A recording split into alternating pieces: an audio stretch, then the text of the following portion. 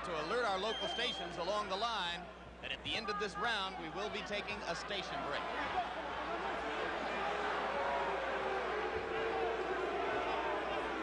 Crowd beginning to get restless. They would like to see Ferguson fighting a somewhat more offensive effort. Though so far, I have to think he's shown some intelligence, Alex. Well, he's fought to survive and not to win. He just threw one of the very infrequent left hooks that weeds out it and has, in fact, been his trademark through his career. He hasn't let the punch go because he's been safety-minded throughout this fight to date. He may be just pacing himself, trying to wait until Tyson tires himself out from all of these home run punches he's throwing, and then looking to come on in the late rounds. Jim Lafley with Alex Wallow. Ringside, ABC Sports live from Troy, New York. Scheduled 10-round heavyweight fight between Mike Tyson and Jesse Ferguson.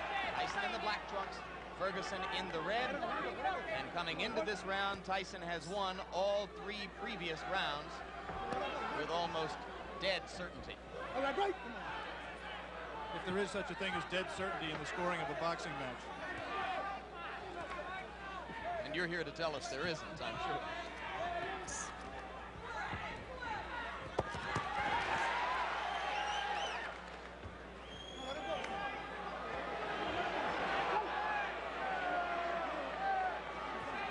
Referee Luis Rivera becoming considerably more active now in this 4th round than he was particularly in the first 2 rounds of the fight.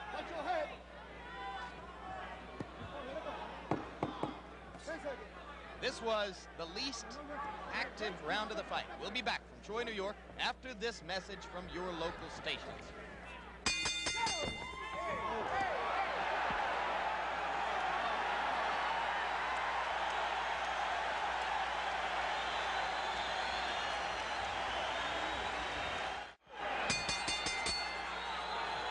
We begin round 5.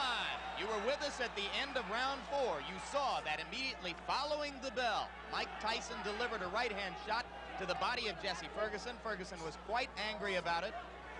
Some of you may have seen Ferguson's cornermen jumping into the ring to keep him away from unnecessary extracurricular activity. Whatever the reason, Ferguson has come out more aggressively in round 5 than at any previous time in the fight. Beginning to throw that left. Mike Tyson has not thrown a punch in this round thus far. Ferguson's done all the punching, not much scoring, but he has kept Tyson at bay. As soon as Tyson moves in, he doesn't come in firing. He just stepped in and put his head on Ferguson's shoulder, and Ferguson accepted the clinch until Luis Rivera broke them. 3 weeks ago, Tyson scored a TKO over a fighter named Mike Jamison at 46 seconds of the 5th round in Atlantic City. As of right now, Jesse Ferguson has lasted longer in the ring with the professional Mike Tyson than any of his 17 previous pro opponents.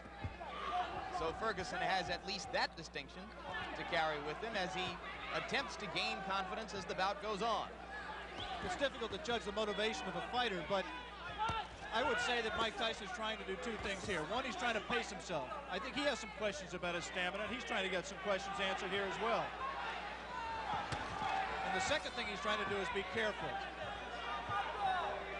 not to get in the way of one of Jesse Ferguson's left hooks. I think he respects Ferguson, and he's just not going to come in firing, leaving himself open as he was able to do against lesser opponents.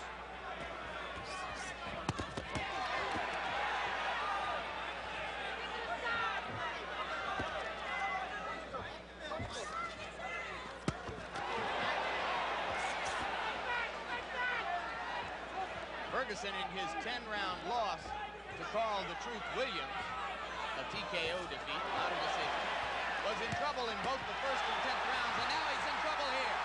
Blood coming out from the nose of Jesse Ferguson. The right uppercut of Tyson has put him down. 6, 7, 8. Up at 9 is Jesse Ferguson. I think that uppercut broke Ferguson's nose, Jim. He is in desperate trouble. He will not last much longer.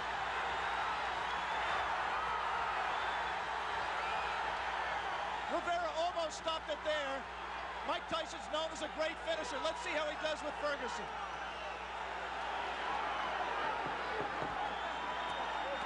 Ferguson gamely hanging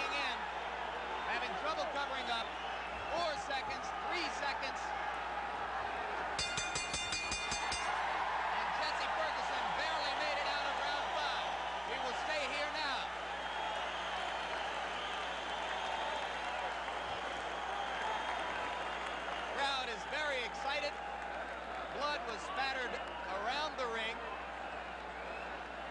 As I think you're absolutely right, Alex. It appeared that the nose of Jesse Ferguson was broken by the brilliant uppercut. Another look. Tyson punching from very close quarters. The obvious punch right here is the uppercut. He turns around, digs right to the body, and then comes straight up with the right uppercut. Tyson has a tendency to turn left-handed. He turned left-handed to land that combination and dropped Ferguson, and I think really just accelerated the pace of the fight, turned the tide, and I don't see how Ferguson can fight much longer in that condition. Obviously, the length of time that Mike Tyson went did not tire him out. He was still crisp with his punches, picked his shot, found his opening, came straight up the middle, and landed a devastating right hand. Beginning of round 6. First time as a professional Tyson's ever been in this round. Ferguson trying to jab.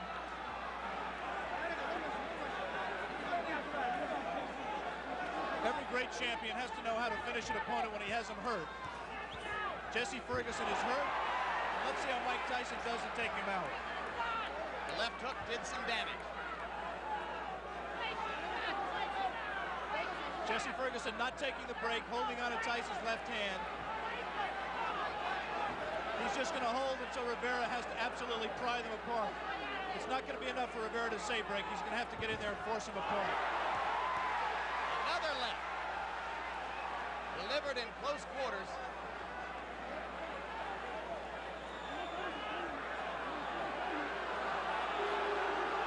See, Ferguson just is not listening to Rivera at all. He's just going to continue to hold until he just physically forces him out. Can't say I blame him. The only thing Rivera can do is what he just did.